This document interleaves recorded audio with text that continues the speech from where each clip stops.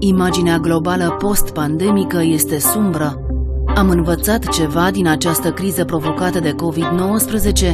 Istoria ne ajută? The Wall Street crash of 1929 that dragged the entire world into a depression. Not only the United States, but all of Europe.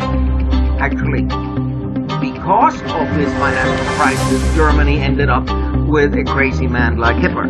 So, I mean, it would have had no chance at all in the Weimar Republic if the economy had gone. What I think is necessary is regulation.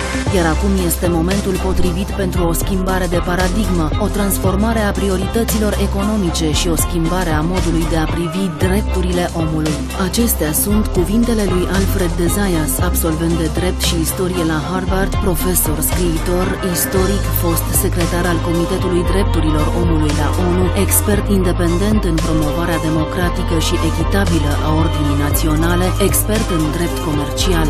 Urmărește un interviu realizat de Ana Maria Păcuraru cu profesorul de drept Alfred de Zayas despre culisele marilor puteri ale lumii, despre istoria nespusă, despre drepturile omului, drepturile iminente și procedurale. Duminică, de la ora 21, în exclusivitate, la Jocuri de Putere.